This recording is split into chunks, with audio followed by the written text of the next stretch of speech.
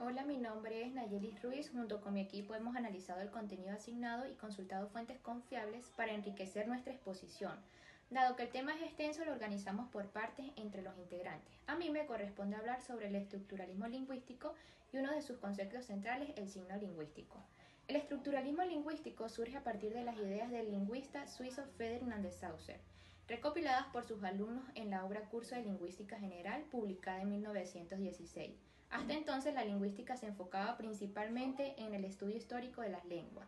Saussure propuso un cambio radical, estudiar la lengua como un sistema estructurado de signos, donde cada palabra solo tiene sentido en relación con las demás.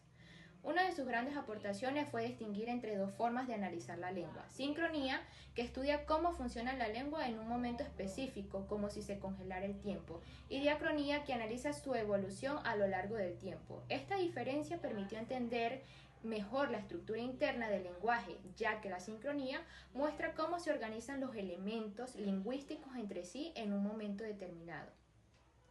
Dentro de este enfoque estructural, el signo lingüístico ocupa un lugar central. Saussure lo define como la unidad mínima de sentido en una lengua, formada por dos componentes inseparables: el significante, que es la forma acústica o escrita de la palabra como el sonido, como la unidad mínima de sentido en una lengua, formada por dos componentes inseparables. El significante, que es la forma acústica o escrita de la palabra como el sonido, manzana. Y el significado, que es el concepto o la imagen mental que esa palabra evoca, en este caso la idea de una fruta.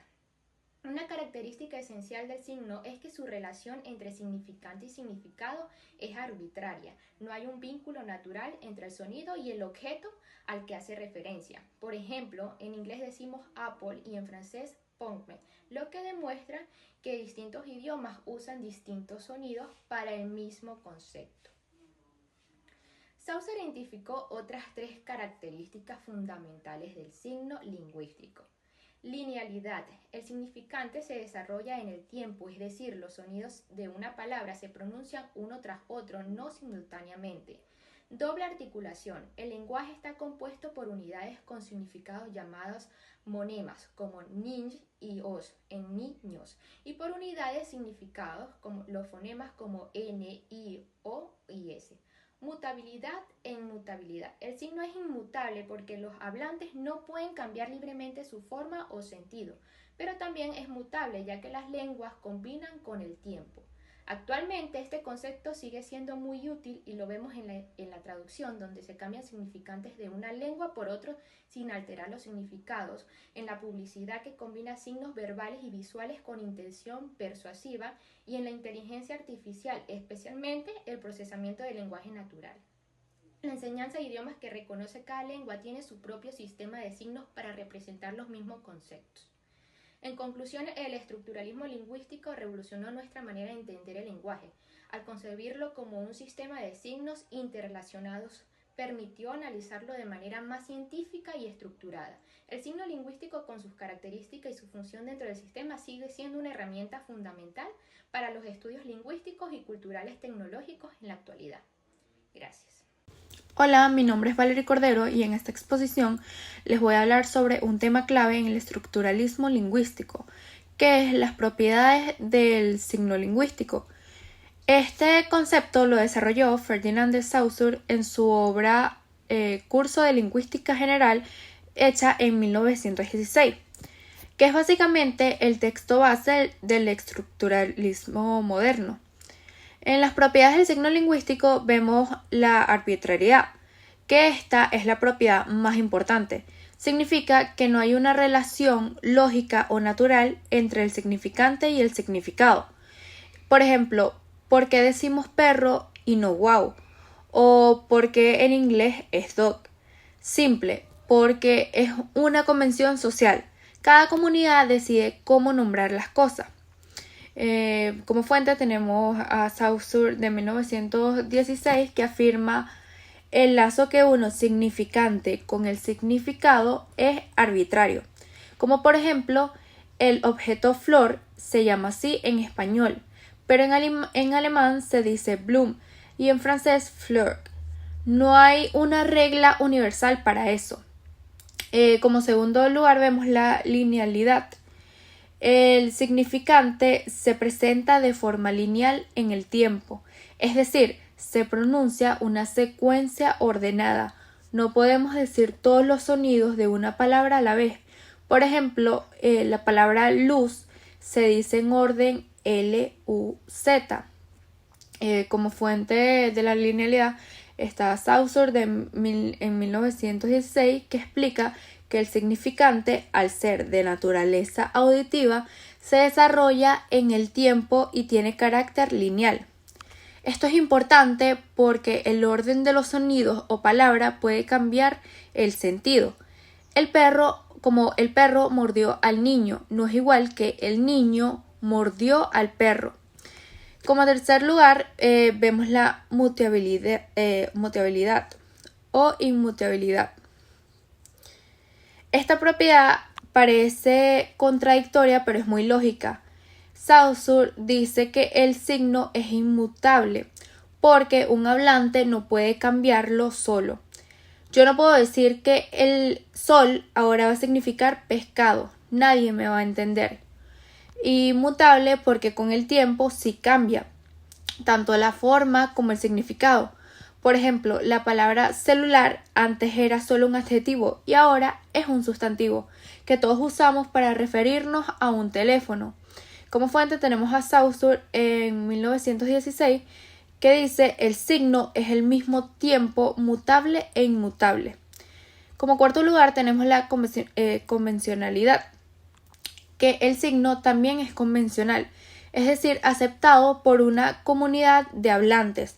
Esto se relaciona con la arbitrariedad, pero lo puedes presentar como un punto aparte para reforzar que el lenguaje funciona por acuerdo social. Sin ese acuerdo no podríamos comunicarnos. Y como fuente tenemos a Lyons en 1989, El lenguaje y lingüística, que aclara que los signos son convencionales y no dependen de características físicas del objeto. Y como quinto lugar tenemos el valor diferencial o relacional. Esta propiedad indica que el valor del signo se construye en relación con otros signos dentro del sistema lingüístico. Por ejemplo, pan tiene sentido porque existe panal, pana, panadería. El significado se forma por oposiciones, es decir, lo que significa una palabra depende de lo que no es. Esto se relaciona con la idea de que el lenguaje es un sistema estructurado y todo depende del contexto y las relaciones entre signos. Como sexto lugar tenemos la doble articulación del lenguaje, que esta es una propiedad desarrollada más adelante por André Martinet, no por Saussure directamente, pero es importante para completar que el lenguaje tiene dos niveles de organización. La primera articulación, que son las palabras con significados, por ejemplo, sol, cielo y mar, y la segunda articulación, que son los sonidos, los fonemas, que no significan nada por sí solos, pero que combinados sí construyen palabras. Buenos días, mi nombre es Rafael Vélez. En esta ocasión les vengo a hablar sobre la dicotomía, el sistema de connotaciones y denotaciones. En el caso de la dicotomía, son divisiones fundamentales que existen para poder tener una mejor comprensión de los signos y sistemas. Un ejemplo podría ser la diferencia entre habla y lenguaje. En el caso del lenguaje, este es un sistema mucho más complejo debido a que consta de varias reglas, y además de que es algo que va evolucionando constantemente. Por su lado, el idioma, o mejor dicho, el lenguaje es una expresión del idioma. No es algo que tenga ciertas reglas, no es algo que está, por así decirlo, controlado, sino que simplemente es una expresión de las personas que hablan el mencionado idioma.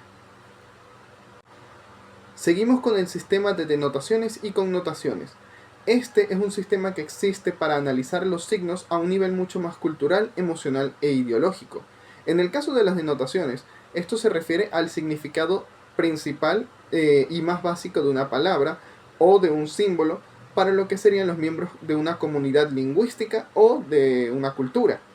Por su parte, las connotaciones vendrían siendo el significado secundario, subjetivo o cultural que puede ser otorgado a una palabra o un símbolo. Esto ya tiene mucho más que ver con matices más emocionales, culturales y, como ya mencioné, ideológicas. Hola, mi nombre es Dayelis Páez y me corresponde comentarles sobre dos temas bastante importantes relacionados con el estructuralismo. Estos son el lenguaje poético-estético y la estructura ausente de Umberto Eco. En cuanto al lenguaje poético-estético, tenemos que el lenguaje poético es aquel que, más allá de comunicar una información, va a buscar provocar una experiencia estética. No solo se va a centrar en lo que se dice, sino en cómo se dice. Según Roman Jacobs, en realidad este lenguaje se caracteriza por la función poética que tiene, porque se enfoca en la forma del mensaje, como cierto ritmo, sonido, algunas metáforas o figuras literarias. Por ejemplo, podemos decir que en el lenguaje cotidiano se utiliza te quiero mucho, pero en el lenguaje poético podemos decir mi amor por ti es un susurro eterno en las orillas del campo, mucho más denso porque es mucho más poético. De hecho, en el estructuralismo el lenguaje es analizado como un sistema de signos que se articula en función del valor que tienen dentro del texto, y no solo por lo que representan en el mundo real. También está relacionado con lo que es la connotación y la denotación. La connotación es más lo simbólico, lo subjetivo, y la denotación lo literal, lo objetivo.